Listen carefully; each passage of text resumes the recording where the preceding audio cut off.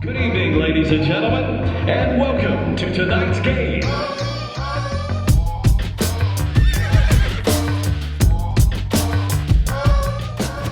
Hi, welcome to Transportoholics with me, Albrook, and this guy. Olly Pickles. How are we doing? Mate, not too bad. A long time. It's been a long time. It feels like a long time. Feels It's like not it, even that yeah. long. Yeah. It's not even that long. What did you reckon to the previous episode? By the way, if you haven't seen it, there'll be some kind of card floating around somewhere. There'll be a link up here or up here or down here. So. This is actually an excuse for us to dance, so if you would like to get... No, I'm just joking. What did you reckon to it? I thought it was great, you know. I think it was our best. I'm going to put it out there. Best episode yet. Big statements. Big statements. It's awesome. Right, so today's not going to be not going to be a massive long one. We've got a couple of topics for you, a couple of fun stuff, a couple of normal stuff. So we'll just intertwine it with whatever we have. So I'll let Ollie take the first lead with Ocado, because we've got some interesting... I keep on seeing their vans on the streets. After you told me about it, I'm like, they're everywhere. So it's ridiculous. What is it? Yeah, so they're investing with a £10 million stake in this other British company called Oxbotica.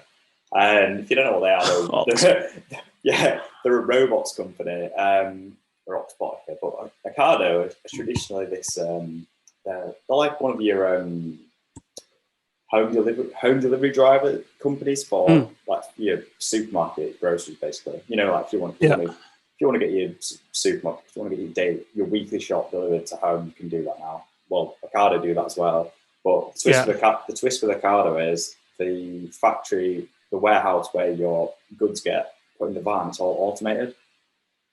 Anyway, so Ocado are now going one step further, and they want it to be automated from all the way from the warehouse to your kitchen as well. So that means they're investing in the autonomous vehicles and then robots as well. Hence the background here. Look at you, on topic, on brand. And they're investing in robots which will take your milk and bread from the van to your kitchen as well, which is pretty cool.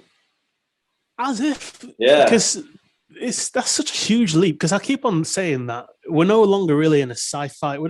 Sci-fi is pretty much now, isn't it? Like it's no longer the future. We've got a few more little bits on this kind of stuff as well coming up later on, so stay with us. Yeah, 100%. And obviously, if you are watching on YouTube, it would be pretty wicked if you can drop a like. I'm being that kind of shameful pluggy guy today. So if you don't like it, and if you've not subscribed either, do that as well. Look at that. We've got. Oh, we could even with our next one, we can call out some subscribers, and then hopefully that'll help. I don't know. Hopefully that'll be kind to do, but it doesn't matter for this moment. The Ocado thing, have they started doing any of the robots yet, or is that just like a future plan that they want to do? They've just got robots in the warehouse so far. Right. Okay. It's a future plan. Is that like Amazon?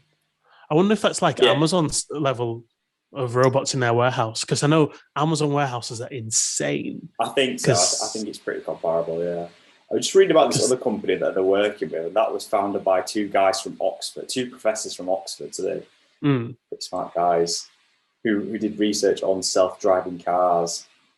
Oh, it's a UK company, is it? Yeah. That's insane. Oxbotica is. I think Ocado is as well, actually. That's crazy. Yeah, I read somewhere else about Ocado. They like the whole self-delivery system and whatnot. Like they already have, they sell that to other companies around the world. So like in America, for example, they sell it to them. Yeah. Dang. Now, I mean, speaking of future tech or future aspects, we've got flying cars are now on the horizon, which is the craziest thing ever. Because you got a company, I think it's a Chinese company called Aska, ASKA, and they're releasing they're making flying cars available to the general public. And they're about the size of an SUV, and they've got it's a hexo propeller system, so 6 blades, and it's one of those things where you can literally drive down the highway, and if the law allowed, you could literally take off and be like, boom, screw traffic, I'm off, mate. So I guess Yeah, it comes with 2 modes. You got normal driving mode where it's a vehicle, and then you can press a button. Then it turns into the blades form a hexagonal, hex position. All the 6 blades come out, and then the interior changes as well. So all the dashboards come out to make it more advanced for flight, because it goes from drive mode where it's just normal, your normal basic stuff, to all your dials, all your meters, everything. It's just like a James Bond experience, mate.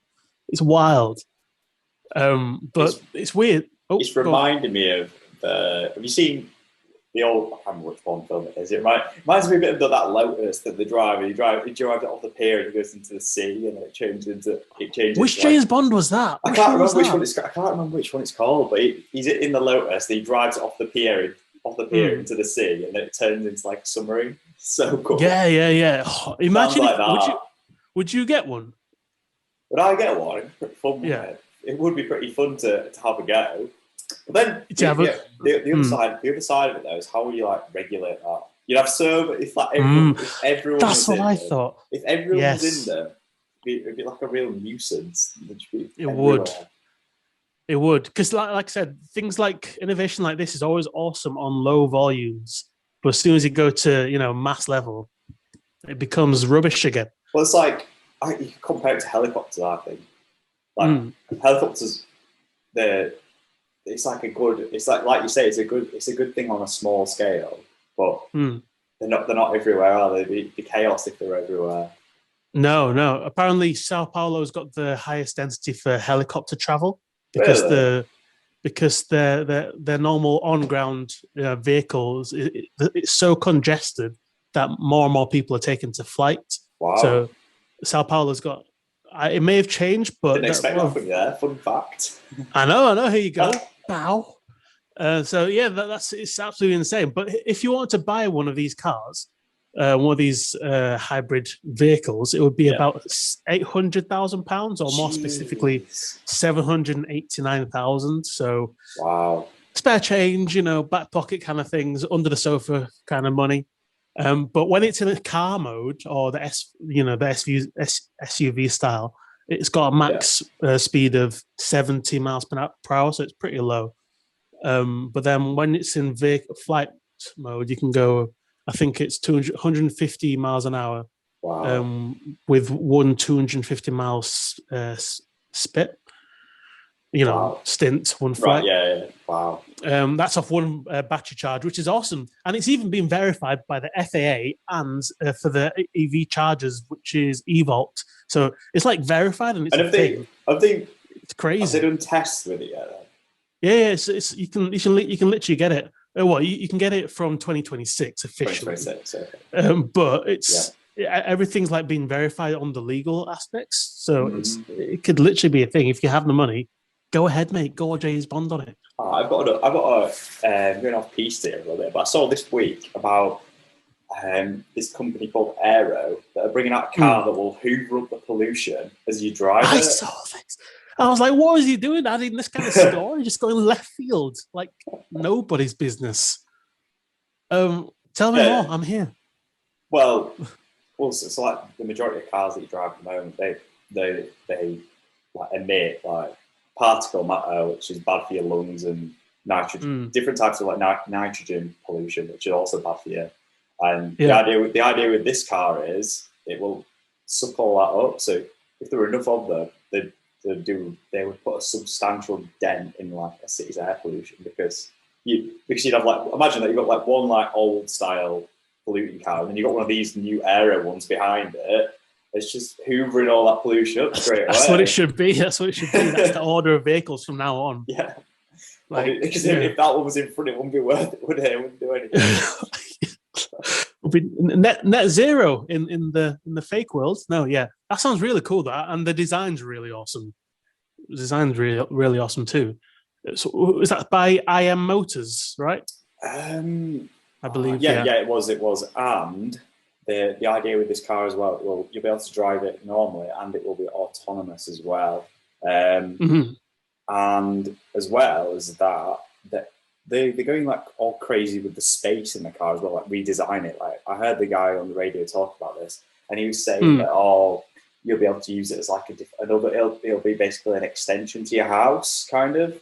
Is what he was kind of making out. Yeah. And there'll be like a proper table that'll slide out in the car and everything. Yeah, you can sleep in it because you can have the seats that face both like normal cars or like fully autonomous where they face inwards like this. The thing with all this is, I think it's like you said, it's like it's very neat as they're very neat as like a low volume thing. But if everyone had one of these, like so much congestion because you just get in your car and like, right, I want to go.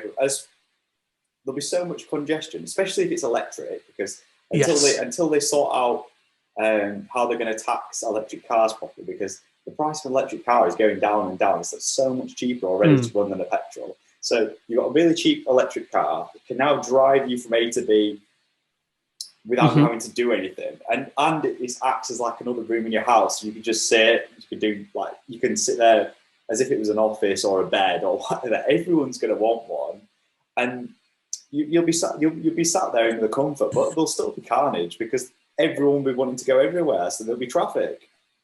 Ooh, yeah. Is this your job? What's this?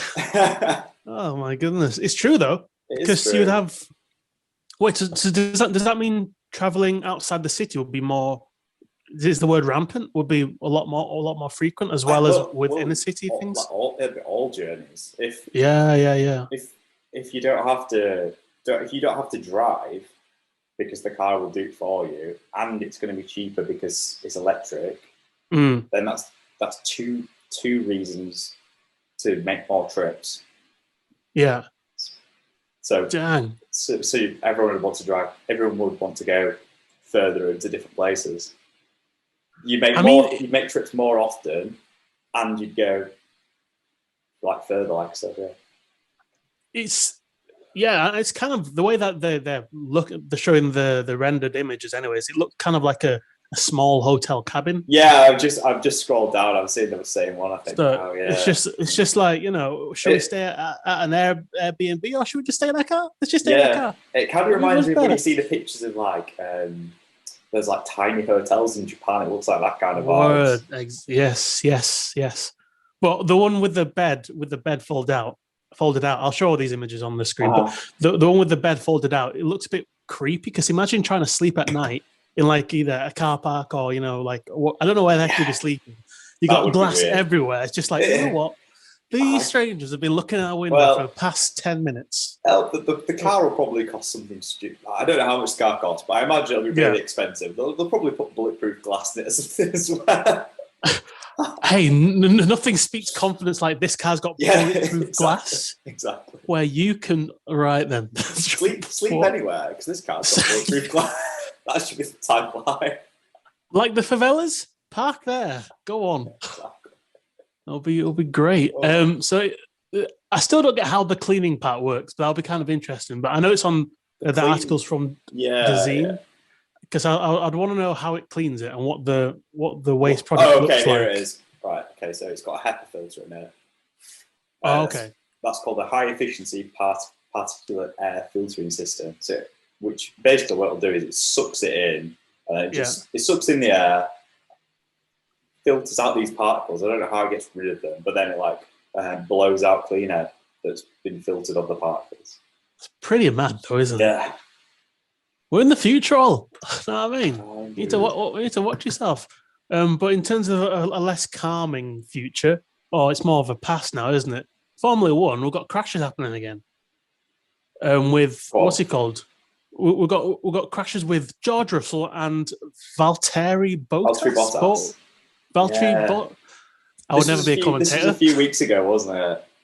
Yeah, and isn't it really? Was it more of a miscommunication thing, or was it just more of like a rivalry thing? Because they were both trying to turn around, or turn a corner, and they ran into each other, didn't they?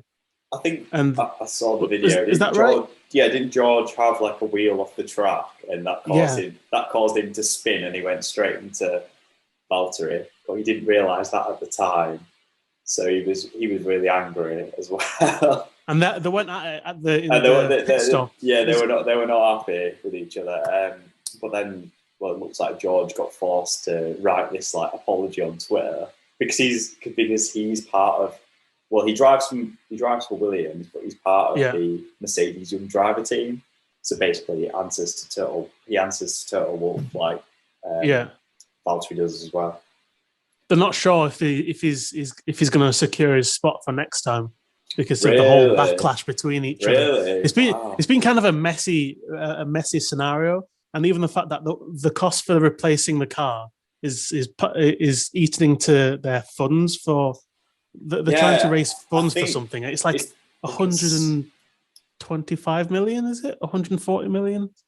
Yeah, it's because they put a budget cap on the teams this year, which is 125 million. Because before you could spend as much as you want, I think, on the car, which was really unfair because you'd have teams like Mercedes who have got so much money they could spend it on. They could spend literally millions on everything.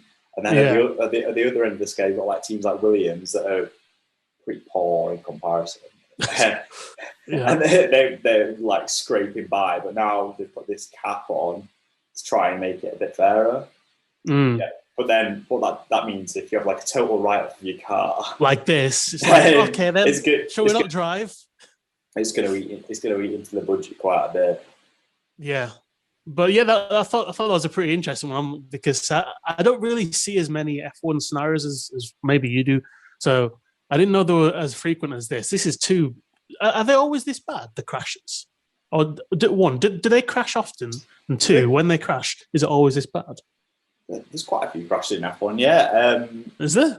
Yeah. Rookie. There's quite, well, I'd say that was a pretty bad one though. Like, I'd say what I've seen this season so far, it's probably the worst one. I think I might have got a race to catch up on actually, but yeah, you normally get like maybe a couple of bad crashes a year, something like that. If anyone the only one I remember was last year. Correct me and go for it. Yeah, last year's the one where it burst into flames. That's crazy. Yeah. That's the only one I remember. It's like, okay, cool. This is a really safe spot. So then I forgot what we have after that actually. Apparently, it's the interlude, according to our rota. But I know the interlude you wanted to talk about. Well, I was going to mention actually. I just want to plug an old episode. So since we've just talked about F1, actually. Well, we've already talked about F1. If you like F1, me and Alex did a bit of a deep dive into F1. Literally in the first. I think it was the first ever episode we recorded. We're talking pre-YouTube here. Pre-YouTube, back in the day. Back in the day. Just search Transportoholics wherever you get podcasts from. But we looked at Formula E and Formula One. We looked at the R&D, like the inventions that came out of that then went into your like daily runner cars. What do we find? Well, I think the coolest one that I found was the rear view mirror came from that, which is mad. So like back in the 50s, they didn't have a rear view mirror, but you'd be racing and you won't be able to see. You have to look to see where your opponents were. So then the mechanics came up with, we'll put a bit of mirror in. I can't lie, I didn't even know that F1 cars had rear view mirrors. Like, do they? I didn't think. I thought it was just like a forward motion thing where all they need to worry about is what's going on ahead. Nah, because you need to defend, don't you? I completely forgot about it. But then now it means you can rear view park. Well, hey. you just use your feet, mate. You don't use your palm. You just use your feet. Fold arms, like so, genie style. But yeah, I think that's the first episode. I will say that one is more of a blue episode, probably by yours truly. F words in every other sentence. I do apologise. It was another time. I was a younger gentleman. I do want to know about your thoughts about Evergreen. The cargo ship. Yeah. The cargo ship, because you're like, we've got to talk about it, mate. We've got to talk about this, and now I've not prepared anything. Now it's here, you're just like, what? Evergreen? We were going to talk about this near the time, but we did another episode since then. We did a better episode since then. So if you've not seen that, it'll be here somewhere. Anyway, the Evergreen thing, that was really interesting, wasn't it? It was going through the Suez Canal, not the Panama Canal. And it got stuck. And it got stuck there because of the crosswind. And it was there for about a week. And didn't they say that it was costing something like $1 billion a day or something, or more? Was it more? It was around that. I can't remember. It was a heck of a lot of money. I didn't you have to, because it blocked a lot of the transport, didn't it? It blocked a lot of the here we go. Other ships on there. It was the numbers. Here we go. Evergreen is 400 meters long, weighs 200,000 tons, has a maximum capacity of 20,000 containers. Built in 2018, and as of the Sunday, it was blocking over 400 ships nearly. Jesus Christ! Gee. But yeah, it was holding up a lot of. Well, here we go. About 12% of world trade, or around 1 million barrels of oil, and roughly 8% of liquefied natural gas, passed through the canal each day. So it was holding that up for a week. Oh, where have you gone? There we go. And it cost 40 billion. 40 billion. So that was the total cost of the cock-up. As nothing but chub change. All right, chub change. That's what I say. Yeah.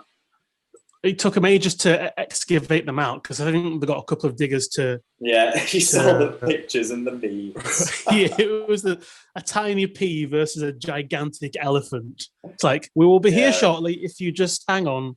We shall set you free.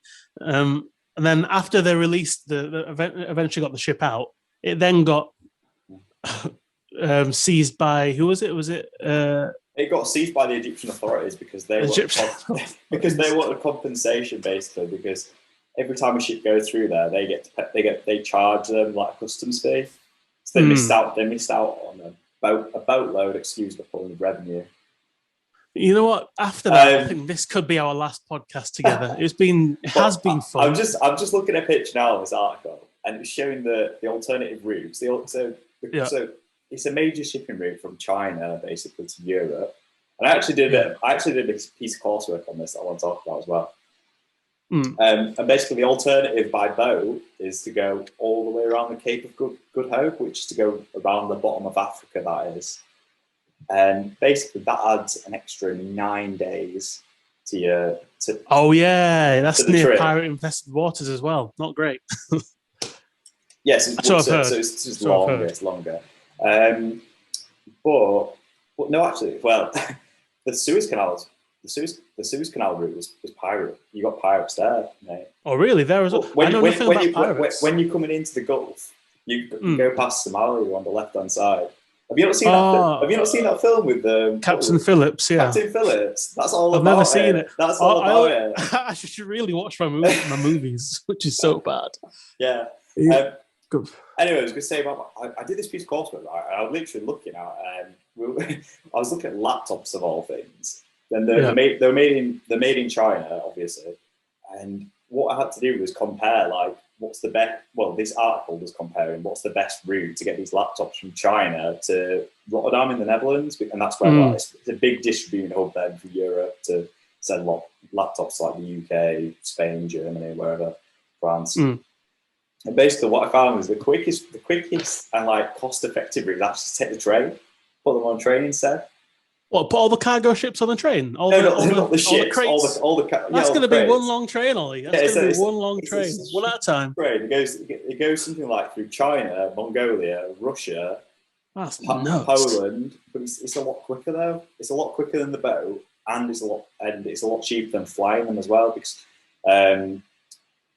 So it's quicker and cheaper, and the massive thing about if you do it by train over a plane is that the carbon CO2 emissions are way less.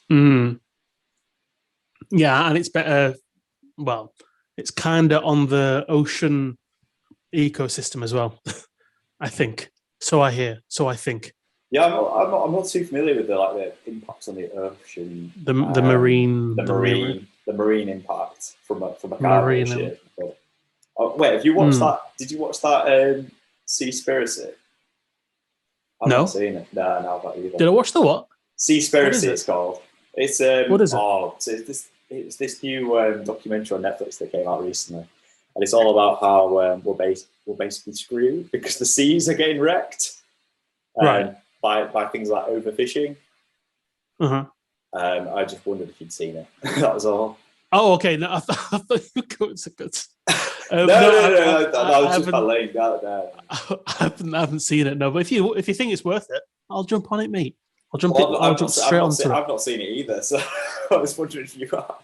I've just heard because it caused a lot of like outrage, but then like people have said, is it really this bad? And I don't know. I've not seen it, so I can't really comment. Oh, I was just about to say, if you have seen it, what was your takeaway from it, or where do you stand on it? I've not seen it. No. Do you have a stand pre-watching it? Or is yours like the basic? Yeah, there's something. Well, climate change is a whole big thing. Or I definitely think climate change. So why did I have a documentary saying it's not? No, the documentary is saying it is bad.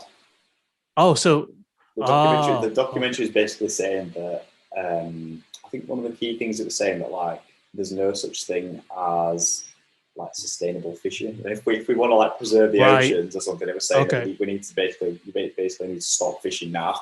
And it was basically saying that even if you stop eating fish, like you as one person can't do anything really. It's all positive stuff basically. But okay. Yeah, so I mean, speaking of climate change, that literally links over to your UK speed target thing, doesn't it? Yeah. UK carbon emissions thing. Yeah, I'm with you. All right. Yeah, so this caught my eye like last week, whatever it was. So the UK is pledging to cut its carbon emissions by 78% by 2035 on 1990 levels. So if anyone doesn't know, basically what happened was I don't even know why they based them on 1990 levels, but basically in the UK we base all our emissions cuts back from 1990, and the key date to get down to is 2050, and we want to be at zero by then. We want to have zero emissions compared to 100% reduction basically of 1990 levels by 2050. Right. But the reason but 2050 is actually not really a significant number. It's just someone has just put that out there. It doesn't really matter. It could be 2049, 2060, 2040. It doesn't really matter. What matters is the total emissions. Because if I draw a graph, like I'm just going to use my finger and go like this. If I draw a graph, imagine so we start up here at 2090 and we're coming down to 2050 with our emissions, then it's the area all underneath the curve that is your total emissions over time. So if we stuck up here, our emissions went like this, like 2090, 2000, 2010, 2020, 2030, 2040, 2049, 2050, drop like that. then we would emit so much more than if we started, say, back at 1990, and then we're at 100, 1990, really high, 1991 drops really low, and then we're at 1% all the way to 2050, and then we get rid of that last 1%. Like your total emissions over those 50, 60 years is going to be completely different. So that's what this article is about. It's saying that we need to get that percentage of emissions right down early, and that's because we've got something that's called a carbon budget. They look at this every 5 years, and they're like, you can only emit. They're like, you can only emit this many emissions in the next 5 years if we're going to remain on target. And I've been looking at this for transport. We are not doing well. Transport has stayed pretty flat constantly. Transport has not decarbonised at all. The main area of the UK economy that has decarbonised at the moment, so far even, is the energy sector. If you remember insane. On our last podcast, we were talking about energy. Go up here, anywhere down there to see that. You always love doing this dance, don't you? I do. But basically, pick a card, any card. But basically, that kind of relates to transport. But transport, the sector as a whole, hasn't really decarbonised, and it's now overall the worst polluting sector. So for CO2 emissions, it emits something like a quarter of all our emissions. CO2 emissions come from transport now, whereas energy has now dropped below that. Yeah, yeah. But for powering things like your house or factory or whatever, that's gone down. That's gone green now.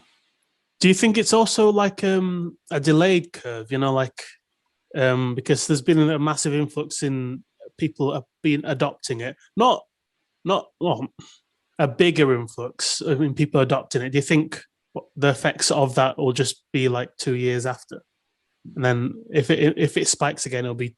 Does that make sense? Delayed. No, because no, it doesn't make sense. No, if you for example, if I don't know, if I'm driving my car today, and then tomorrow I decide I'm not going to drive my car anymore, that change should be instant. There's no delay in it. Right. Like I thought, like the report would show. I don't know how often did the report a year? Like they might tell you at the end of the you see that in the year's worth of data or whatever. Does that make sense? I thought, yeah, that makes more sense. That makes more because I thought it would be like a delay reaction, but I think obviously, yeah.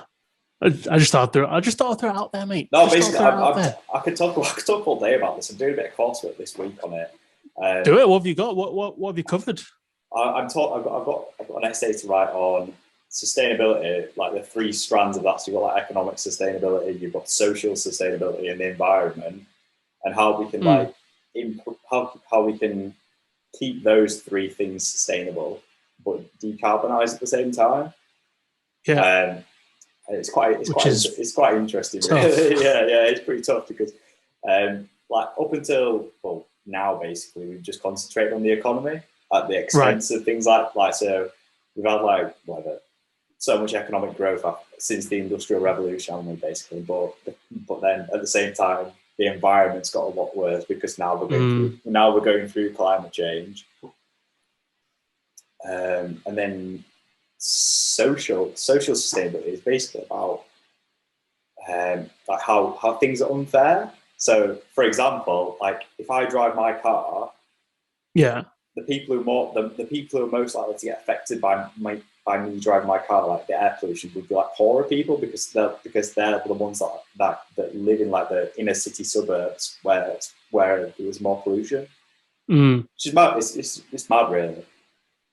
But then, for example, if I drive my car through town to get to work, then there will be more pollution that is in their area. But I live in a big rich house in the country or whatever, then I'm fine, but they're getting more pollution. So does that mean and you're more likely to be in an accident if you're poorer as well? It's crazy. Wait, so are these all facts then? Yeah, is this all a natural thing? Yeah, it's facts. And all because... Yeah, so if you... Shall I pull my essay up? I was going to say, because I'm sat here baffled, and then you're like, like the fish. Let me have a look. Give me a second. Interlude. Someone play some music, please. I've been watching Family Guy Star Wars, so how about that? Hey. Yeah, I've never watched that. Is it good? Oh, it's the most incredible. Well, those are part 1 and 2 most incredible episodes in the whole series. I'll probably say because Family Guy's got some epic stuff, and also Bob's Burgers. Hopefully, you're going to be catching up on that as well, aren't you? Bob's Burgers. Right? What's that? I've never seen that either. You're playing with me. You just. I know. Okay. So if you have Family Guy, which is you got Simpsons, which is the OG, isn't it? Mm-hmm. It's a family of like 5. They go through kind of realistic scenarios, but then a lot of it is very surreal. Then you got Family Guy, which is completely surreal. Same kind of family aspect, 5 people, I believe. And then you got Bob's Burgers, which is same family of 5, realistic scenarios, and it's all really sick. It touches the heart, mate. What have you got? I'm still looking. You're still bloody looking? I'm still bloody looking. But if you haven't seen Bob's Burgers, check it out. I've also got a whole hectare of films. Did you ever watch Mr. Pickles? Was this you, or are you on about? I'm asking you if you ever watched it. Oh, I thought you were referring to yourself. No, I haven't seen Mr. Pickles. No. Oh, okay, it's very funny. What's Mr. Pickles? It's basically this like demonic cartoon dog that does all the twists. Where have you been watching this? It's on Channel 4. It's on 4OD. Oh, I don't. I can't find what I was looking about. Well, basically, the point I was making was, like the poorer you are in society, the more likely you are to be affected by like the negatives of transport. Whereas if you're richer, transport will benefit you. Is what I was going with. That's insane. I wonder how long it'll take for. Well, it'll never switch, but I wonder if it will ever balance out, or if it'll ever become, minimalized. Well, like a good example is like in London, only about 50% of people own a car, but there's like a lot of space dedicated to cars. Like there are. Car ownership now in London is basically a minority thing now. It's like basically like privileged, you like rich if you own a car in London. More I wonder how much. not. I wonder how much the infrastructure will change when all these, when the flying cars and these hyperloop things that are going to be introduced. I don't know if the hyperloop thing is good. I've been thinking about this hyperloop thing now. It's basically just a glorified subway, is what it is. Oh yeah, very very glorified. Yeah, like he's just sending that. It's like sending one car down at a time. It's like such a like space. Space. It's like it's like if you send one car down with one person in it, it's a very space inefficient idea. I think it can have 2, 4, 6, like 8 people in it, but that's still tiny compared to a subway, isn't it? Yeah, that's what I'm thinking. Subway, you can have hundreds in there, can't you? But I do find it interesting what the infrastructure will be like, because they'll be doing a lot of knocking down, and I guess they're going to do what was it Malaysia? And I wonder what they're doing in Mars, actually, because I've just seen that they've been flying a small helicopter over there. Speaking of, well, I can't find the Malaysia one, so let's go to Mars, mate. What are they doing in Mars? I just saw it this week. So it's part of the what is it? They sent a rocket, didn't they, to Mars recently? Is it Perseverance? Oh yeah, which is crazy. Yeah, the Perseverance rover that landed like in February, and now, it feels like ages ago. Yeah, it feels like ages ago. And now they've just completed, I think it's 2 tests now, or they were doing the second test anyway. So they've flown a drone, or a small helicopter they're calling it, on Mars, which is mad. So they can't even, it's that Mars is that far away, you can't see it and fly it in real time. You have to give it the instructions. It's like 15 minutes, isn't it? 15 minutes beforehand, like to do the predetermined route, and then just cross your fingers that it's going to work. Yeah, I like your little. Let's do this, guys. Which is, it's especially nuts because of the surface gravity? Is that what it's called? So it's the thing that makes it really hard is that the atmosphere is really thin compared to Earth. So because the atmosphere is really thin, it means that the blades of the helicopter have got to spin really, really quick to give it enough lift to get off the ground. They've got gravity on their side because the gravity on Mars is only about a quarter of what it is on Earth. But the atmosphere is really thin, so they had to spin really fast. It was a short flight, wasn't it? It was like it just went up and down about 3 meters. Up and down, which is insane for what it is. I'm just going to have a look and see if they've done the other one actually. Mars. I thought they only had one, didn't they? Helicopter flight. No, they were going to test it again, but this time they were going to like go up, down, left, and right, and back and forward or something. Here we go. It's done 3 flights now, so there we go. My sources are out of date already. I mean, props to them. It's all going crazy, mate. Rose to a height of 5 meters before speeding off laterally for 50 meters. Half of that. That's the half length of a football field. Half the length of a football field. It's pretty mad, isn't it? For a total flight time of 80 seconds. Even the way you all say 80 seconds. Could be more, but it's all right. It's all right. It's all right for a helicopter. You're not actually flying yourself. Just tell them. As long as you don't crash, which is why I say. But if you've got insurance like they've got coming up here, that was the worst segue I've ever done in my life. Okay, here we go. I'll accept it. One last thing, The atmosphere is 1%. That's what it was. 1% of what it is on Earth. Oh, okay, that's tiny then. Mad. That's insane. Sorry, what were you saying about insurance? What, my horrible, tiny, disgusting Yeah. segue? That Was awful. I was just saying how the insurance have been dropping. It reached its lowest point in 6 years, apparently, and reaching what is it? 87. It's fallen by £87 in 12 months due to a low risk of accidents. Yeah, I think it's because nobody's on the road. nobody's been driving for the past year much. So it's like, why? How'd you crash? Oh, here we go though. There's a goose. Insurance for men fell £91, but for women it only fell £82. Oh, I wonder why it fell that for women. I remember like a while ago, didn't they put a cap on insurance? They did something. They did something like I can't remember what they think the exact thing was. I think it was like men's and women's insurance was the same, like regardless of gender. But then they split it, and women's insurance dropped because men are more likely to crash. I mean, men are pretty crazy. Not very good. I'm gonna have a look. Well, I'm not very good. I'm okay at driving. Well, not legally. Not legally. Oh, yeah. Have you managed to get a test booked? No. That's another story, isn't it? Bloody hell! They started like last week the test, and you've got to wait until August to get one.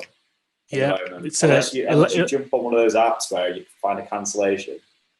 Yeah. It's what is it? 11 weeks or something? It's insane. Yeah, there you go. Women pay close to £100 less for car insurance than men. So if you want to get cheaper car insurance, identify as a woman.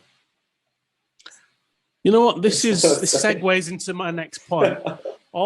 This is probably a great time to say it. Go on. I am. No. That's not the case. But if it were, at least I know what kind of story to bring up. Insurance. Yeah, exactly. All right, the last one we've got is to do with some crazy paint. Some crazy paint going on up in here. Oh, this paint is amazing. You would tell me about this, and I was like baffled. I was like, what? Or was it me who put it up? I forgot who put it up. I think I told you about it. Basically, they've invented the whitest paint ever using... here you go. So the whitest paint blocks out 98.1% of sunlight, which saves up to 10.5 degrees Celsius. That is mad. And they're saying that it's going to be better than most air conditioning units. So if you had a house in the desert and painted it white, you basically wouldn't need aircon. Whereas if it was black, you would need so much air conditioning. If anything, you just need heating because it gets cold at night. Yeah. Put the heating on in the evening, which is really weird. But, I don't know, because it could retain heat. Oh, no, if you got it inside. I don't know how it would work. Either way, it sounds epic. But basically, there's so many applications for this. Like as the world's getting hotter, if we start painting more and more houses in white, we can reflect so much of this heat. And so if you could, I'm going to go back to GCSE geography now, but if you look at so if you go to the North and the South Pole, it's predominantly white, and the snow and the ice that reflects the sun's rays, which reflects the energy and stops the Earth from heating up. But because it's climate change, the more CO2 in the atmosphere, that's trapping the heat, and the heat is melting the ice and the snow, and then because there's less snow and ice, which is white, then it reveals it reveals the dark color of the rock or whatever underneath, or the ocean, and that absorbs more heat, and then that heats the Earth up even quicker, and that's what climate change is in effect. It's like a cycle, and it gets quicker and quicker and quicker. So the idea with this paint is if we can put enough of it around, it will reflect. It's like a proxy for the snow, basically, and the ice that's starting to melt. But we can reflect that light. We can reflect the sun's energy again, which in theory could cool the planet down. I'm hoping. Professor Pickles, let's go. Who's gonna stop me? Get a gift. Gee, you went in on that explanation. Well done. Yeah, not bad. Not bad. So, if you're interested in what the paint's made of, it's barium sulfate. which is extremely reflective, and it's key to making anything white, and they use it in paper and Papier. makeup. There you go. Which is nuts. I know it's the contrast to what that other blackest black paint, which pretty much ultra black Vanta black paint. It's ridiculous. It reflects nothing effectively. It's just one shadow. If you paint an object in that, it reflects nothing. It's nuts. So you would go from seeing a 3D image to just seeing the 2D silhouette. 2D, exactly. It's like playing Lego Star Wars where you haven't unlocked a character yet. Yeah, you just see a silhouette. Yeah. And that is literally all she wrote, which is pretty wicked. It was a fast stop, quick round of stories that we have in the bank. But I will say once again, thank you for anybody, all the people who watched the previous video, the EV and the Octopus EV and the EA Electronics, EA Technologies. Special Technology. Why am I the worst presenter or the host? Why am I just the worst? Either way, Fiona and Paul, thank you for joining us. Thank you for joining us. Which was awesome. So check it out in the cards, wherever you are. Also subscribe if you're really epic. Also like if you're really epic. And if you really want to comment, tell everyone. Or comment, Or comment. Just do better than what I'm doing right now. Yeah. If you want to give us any feedback as well about what we're doing, anything like that, feel free to get in contact and tell your friends. And if you've not seen our previous episodes, then anywhere you get your podcasts from, just search for Transportoholics. And don't forget Instagram as well. On that bombshell, we're on Instagram as well. And we will see you next time. Nice one. Thank you very much. Peace out.